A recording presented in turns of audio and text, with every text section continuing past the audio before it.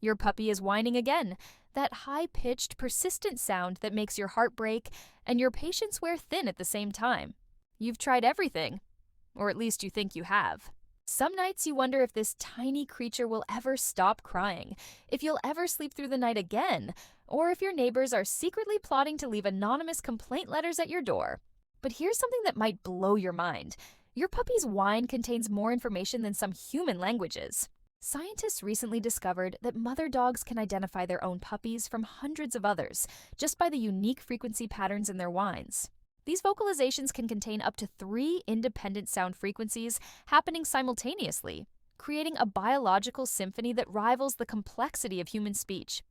And that whining that's driving you crazy right now, it might be telling you something far more important than you realize. Veterinarians report that persistent whining is often the first and only sign of serious medical conditions in puppies, conditions that could become life-threatening if ignored.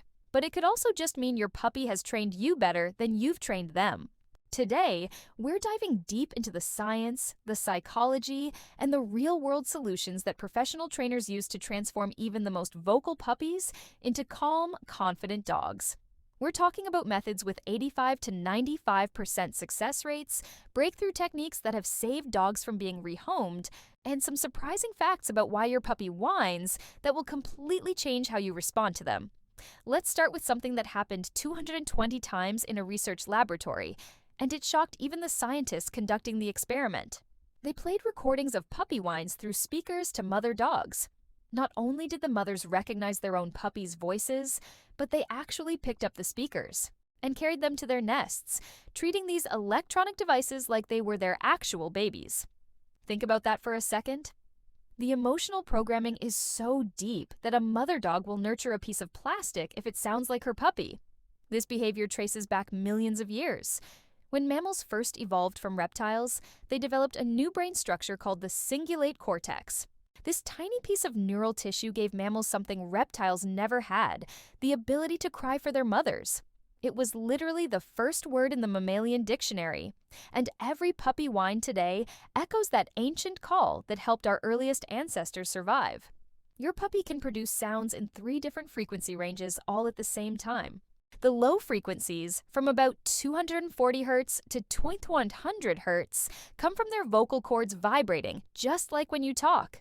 Then there's a high-frequency whistle, ranging from 2950 to over 10,000 Hz, created by air passing through constricted passages in their throat.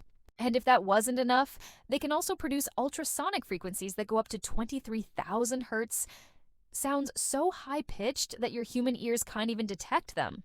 Your puppy is literally speaking in frequencies you can't hear. Scientists put dogs in MRI machines and played different vocalizations to them. What they found was remarkable. Dogs process emotional sounds in specialized brain regions, just like humans do. When they hear whining, specific areas light up that are associated with empathy and emotional processing. Even more fascinating, they process positive sounds on one side of their brain and negative sounds on the other, showing a level of emotional sophistication that we're only just beginning to understand. Now here's where things get serious, and I mean life or death serious. Dr. Sarah Mitchell, a veterinary behaviorist with 20 years of experience, tells a story about a 4-month-old golden retriever puppy named Max. His owners thought he was just being dramatic, whining for attention like he always did. They tried to ignore it, following the advice they'd read online. 12 hours later, Max was in emergency surgery for an intestinal blockage. He'd swallowed part of a toy, and that attention-seeking whine was actually him crying out in severe pain. The difference between behavioral whining and medical whining can be subtle, but there are telltale signs. Medical whining doesn't stop when you give attention. It doesn't follow patterns. A puppy in pain will whine consistently, whether you're there or not, whether it's day or night. They might whine more when they move, when you touch certain areas, or when they try to eat or eliminate. Watch their body language. A puppy in pain often has a hunched posture, like they're trying to protect their belly. Their eyes might be squinted, not in a sleepy way, but in a tense, uncomfortable way. They might pant even when it's cool, or their breathing might be shallow and rapid. Some puppies will guard the area that hurts. If you reach toward them, they might flinch or even growl, which they've never done before. Temperature matters too. A normal puppy temperature ranges from 101 to 102.5 degrees Fahrenheit.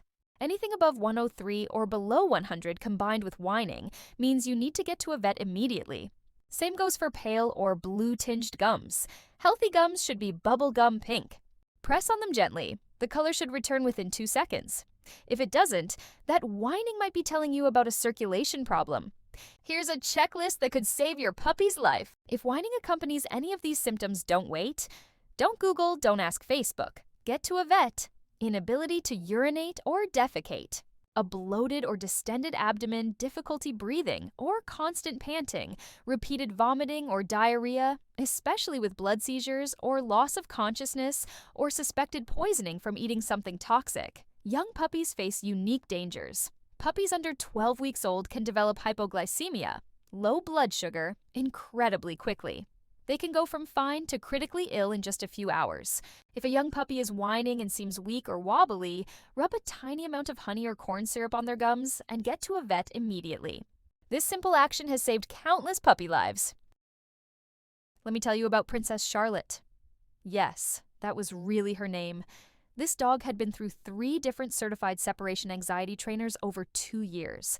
Nothing worked. She would whine, howl, and destroy things the moment her owners left. They were at their breaking point, considering rehoming her, when they found trainer Jen Gavin. Jen tried something different. Instead of the traditional gradual departure training, she used a remote feeder system and a very specific reward protocol. Within 1 month, just 30 days, Princess Charlotte could be alone for 45 minutes. After 3 months, she was comfortable for 2 to 3 hours. The owners cried when they were finally able to go out to dinner together for the first time in 2 years. The secret lies in understanding what trainers call differential reinforcement. Every time your puppy whines and you respond, even to tell them to be quiet, you're actually training them to whine more. It's like putting coins in a slot machine. The puppy thinks, "Great, whining works. I'll do it again." But here's the tricky part. If you sometimes ignore the whining and sometimes respond to it, you're creating what's called a variable ratio reinforcement schedule. This is literally the most powerful way to strengthen a behavior. It's the same psychology that keeps people gambling in Las Vegas. Professional trainers use a protocol that seems almost too simple. When the puppy whines for attention, you become a statue. No eye contact, no talking, no movement. Cross your arms, turn slightly away, and wait. The instant, and I mean the very instant, the puppy is quiet for 3 seconds, you mark that behavior with a click or a yes and reward them with attention or a treat. You're teaching them that silence, not noise, gets them what they want. The timeline is predictable if you're consistent. Week 1, you might see a 20 to 30% reduction in whining. The puppy is confused. Their reliable attention-getting method isn't working. Week 2 through 4, you'll see a 50 to 70% reduction. The puppy is learning the new rules. By weeks 5 through 8, most puppies show an 80 to 90% reduction in attention-seeking whining. But here's the catch. If even one family member breaks protocol and responds to whining, you can add weeks to this timeline. Age matters tremendously. An 8-week-old puppy has the attention span of about 3 to 5 seconds. You can't expect them to understand complex rules. Training sessions should be 5 minutes maximum, focusing on capturing quiet moments and rewarding them. A 4-month-old puppy can handle 10 to 15-minute training sessions and can learn a specific quiet command. By 6 months, they're capable of real impulse control, but they're also entering adolescence, where hormones can cause temporary setbacks in training. Separation anxiety whining is a different beast entirely. This isn't manipulation or attention-seeking, it's genuine panic. Dogs with separation anxiety experience the same physiological responses as humans having panic attacks. Their heart rate soars, stress hormones flood their system, and they literally cannot control their vocalizations. A breakthrough study tracked dogs named Louie and Obi through professional separation anxiety treatment. Louie, a French bulldog, would start whining within 39 seconds of being alone. The trainer didn't just track the obvious signs like whining, they watched for micro-behaviors. A lip lick at 15 seconds, a shift in weight at 25 seconds. These tiny signs showed anxiety building before the whining even started. The protocol was meticulous. They started with departures so short that Louis never reached his anxiety threshold, literally 5 seconds. Walk to the door, touch the handle, return, reward calm behavior. Repeat this 20 times.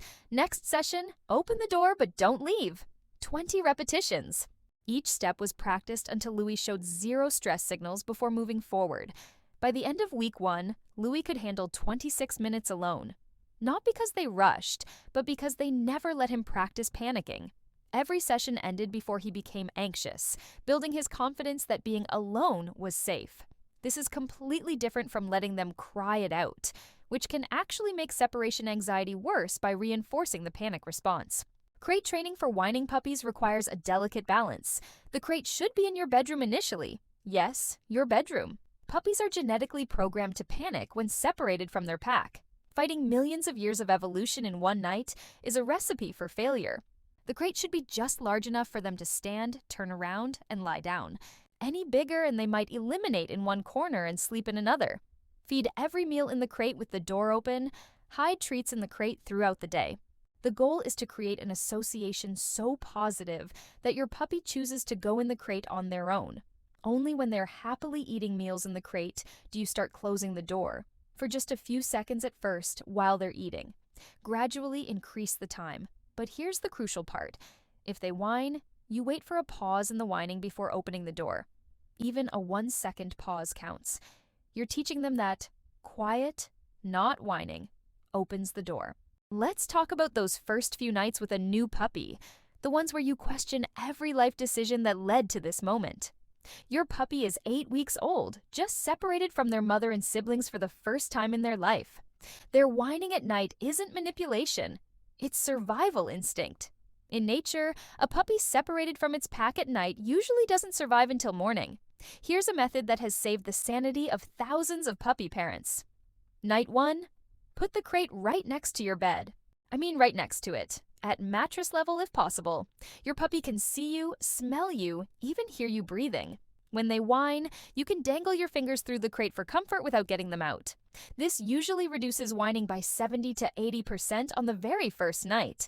Each night, move the crate 6 inches farther from your bed. 6 inches. That's it.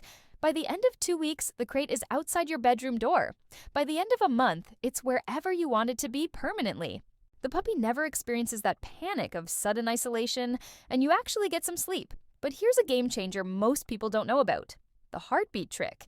You can buy a stuffed animal with a simulated heartbeat, or even play a recording of a heartbeat on your phone. Place it near the crate.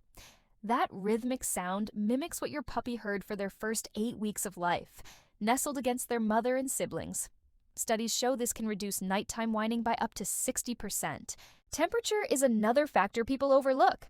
Puppies can't regulate their body temperature well until they're about 4 weeks old.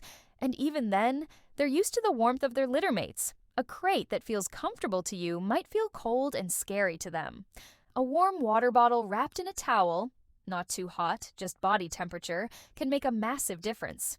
Test it against your wrist. It should feel neutral, not warm. The bathroom schedule is non-negotiable. A puppy can typically hold their bladder for their age in months plus 1. So, a 2-month-old puppy needs to go out every 3 hours. Maximum. Set alarms. Yes, it's exhausting. But here's the thing. If they whine and you take them out and they actually need to go, you've just trained them that whining gets them outside. Instead, preempt the whining by taking them out on a schedule. When you do these nighttime bathroom trips, make them boring. No playing, no talking beyond a quiet go potty, no treats except a small one for doing their business. You want them to understand that nighttime is for sleeping, not for fun activities. This boring approach actually helps them develop better bladder control faster because there's no incentive to wake up except genuine need. Demand whining is when your puppy has trained you perfectly. They whine at the food bowl and you fill it. They whine at the door and you open it. They whine for your attention and you provide it. You've become a vending machine that responds to whining, and your puppy has learned exactly which buttons to push. Professional trainer Michael Ellis describes a case where a border collie named Rocket had his owners trained so well that he had different whines for different demands. A high-pitched whine meant he wanted to play. A lower, grumbling whine meant he wanted food. A sharp staccato whine meant he needed to go outside. The owners thought they were being responsive to their dog's needs, but they'd actually created a tyrant. The solution required what trainers call a behavioral reset. For 2 weeks, Rocket got nothing, absolutely nothing, in response to whining. Food came on a schedule, not on demand. Doors opened when he was quiet and sitting, never when whining. Play happened when the owners initiated it, not when Rocket demanded it. The first 3 days were rough. Rocket's whining actually increased. This is called an extinction burst, where the behavior gets worse before it gets better. It's like when a vending machine doesn't give you your snack, so you hit the buttons harder and more frantically. By day 4, Rocket started experimenting with other behaviors. He tried barking, ignored. He tried pawing, ignored. Then, on day 5, something magical happened. He sat quietly and made eye contact with his owner. Immediately, she said yes and rewarded him with attention. Rocket had discovered the new currency in the household: calm, polite behavior. Here's a technique that works especially well for demand whining: the reverse timeout. Instead of putting your puppy in timeout, you leave. The instant they start demand whining, you stand up and walk out of the room. Count to 30, then return. If they're quiet, interact normally. If they whine again, leave again. Most puppies figure this out within 3 to 5 repetitions. Whining makes their favorite person disappear. But here's where most people fail: consistency across all family members. If mom ignores whining but dad responds to it, or if the kids give in when the puppy whines, you're not training your puppy. You're teaching them to identify the weakest link. Family meeting time. Everyone needs to agree to the protocol or it won't work. Professional trainers have tools and techniques that seem almost magical to regular dog owners. Let me share some insider secrets that can transform your training success. First, the power of incompatible behaviors. Your puppy can't whine and hold a toy in their mouth at the same time. So trainers teach puppies to grab a toy when they feel the urge to whine. Start by rewarding them every time they pick up a toy naturally. Then, when you see them about to whine, you'll learn to recognize the signs. Redirect them to get their toy. Within weeks, the puppy will automatically grab a toy instead of whining when they want attention. The calm settle protocol is another professional technique. Throughout the day, when your puppy naturally lies down and relaxes, you mark and reward that behavior. Not when you ask them to lie down, when they choose to do it themselves. You're reinforcing their natural calm moments. After a few weeks of this, puppies start offering calm behavior more frequently because it's been so heavily rewarded. They learn that being calm and quiet is more rewarding than being demanding and noisy. Environmental management is hugely underutilized by pet owners, but is a cornerstone of professional training. Trainers know that preventing whining is easier than fixing it. They use white noise machines to mask triggering sounds. They position crates where puppies can see the family, but aren't in the center of activity. They use baby gates to create boundaries without isolation. They provide mental enrichment before known trigger times. Speaking of enrichment, here's something fascinating. A mentally tired puppy is far less likely to whine than a physically tired one. 15 minutes of nose work, hiding treats for your puppy to find, is more exhausting than a 30-minute walk. Puzzle feeders, training sessions, new experiences, these all tire out your puppy's brain and reduce whining significantly. Professional trainers also use something called behavioral momentum. They start training sessions with easy, well-known commands that the puppy enjoys doing. This builds a positive, cooperative mood. Then they work on the harder stuff, like impulse control around whining triggers. The puppy is already in a yes mindset, making them more likely to cooperate with challenging requests. We're living in an age where technology is revolutionizing how we understand and address puppy whining. Smart collars now monitor your puppy's vital signs, showing you exactly when they're stressed, even before they start whining.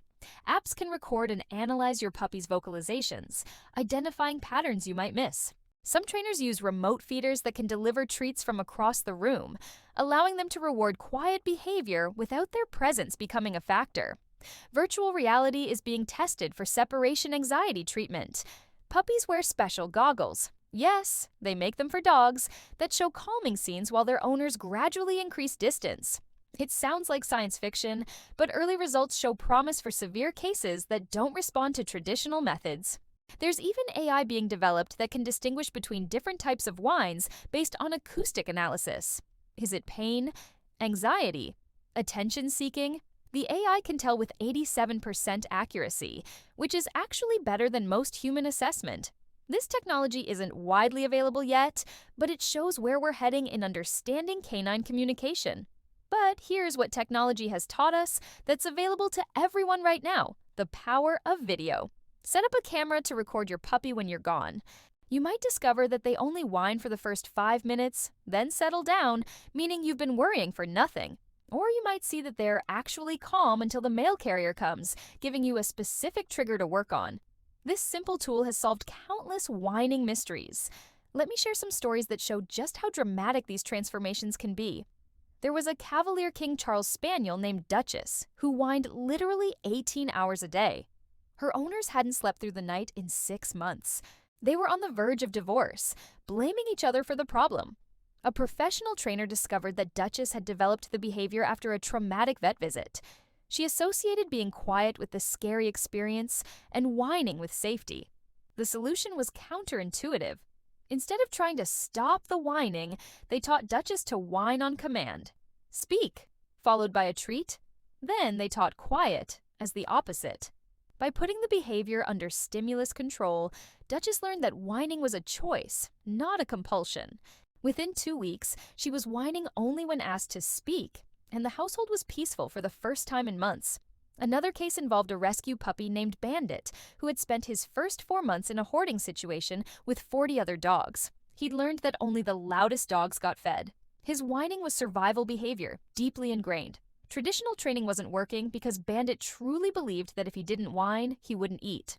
The trainer implemented a unique protocol. They set up 5 food stations around the house, all containing small amounts of food. Bandit learned that food was abundant, not scarce. They also hand-fed him portions of every meal, but only when he was quiet. The combination of abundance and quiet feeding completely rewired his relationship with food and whining. 3 months later, Bandit could eat calmly from a single bowl without a single whine. Then there's the story of 2 littermates, Bella and Bailey, who created a whining feedback loop. One would whine, triggering the other, creating a symphony of chaos.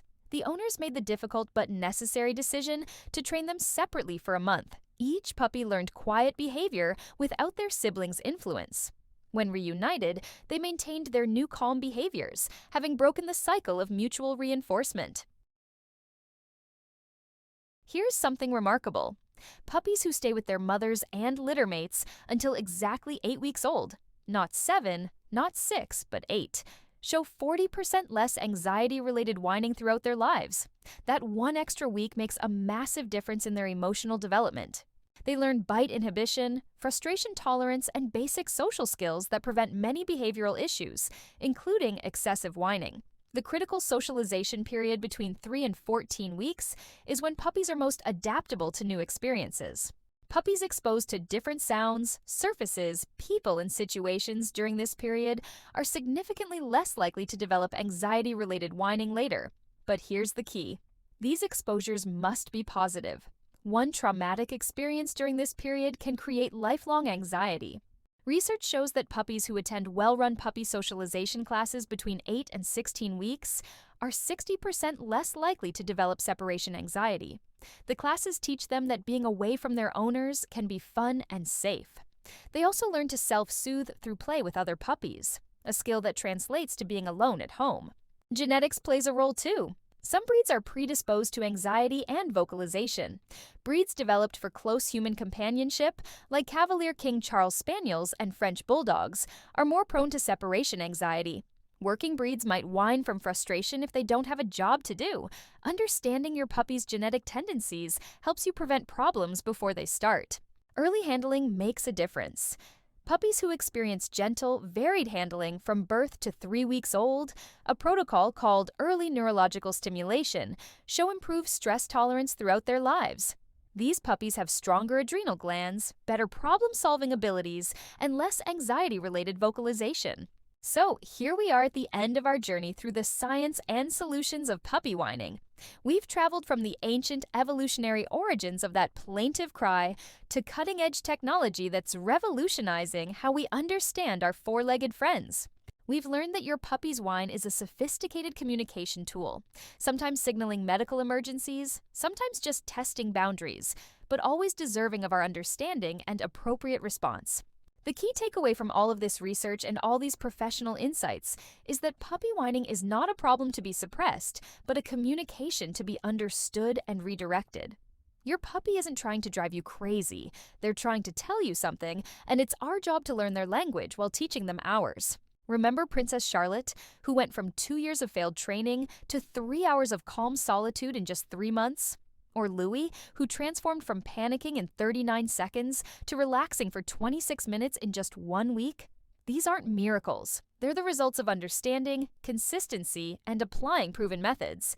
The timeline for success is predictable if you stick to the plan. Most attention-seeking whining improves dramatically in 2 to 4 weeks. Separation anxiety takes longer, usually 2 to 3 months for significant improvement. But here's what every professional trainer will tell you. The puppies who don't improve are almost always the ones whose owners didn't maintain consistency. If there's one thing you take away from this video, let it be this. You're not alone in this struggle, and there is hope. Every professional trainer has dealt with their own whining puppy. Every veteran dog owner has been where you are now. The difference between those who succeed and those who give up is simply knowing what to do and doing it consistently.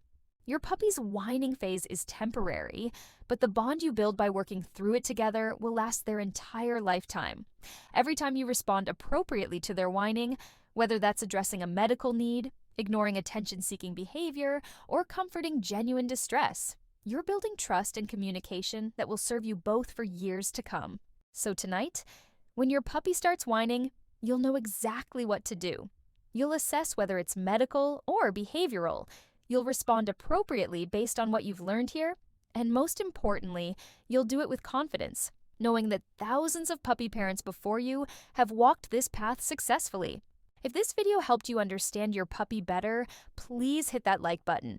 It really helps other puppy parents find this information when they're desperately Googling at 3 in the morning.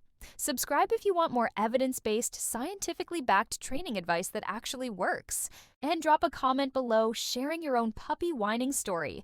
Our community loves supporting each other through these challenging but rewarding times. Thank you for spending this time with me.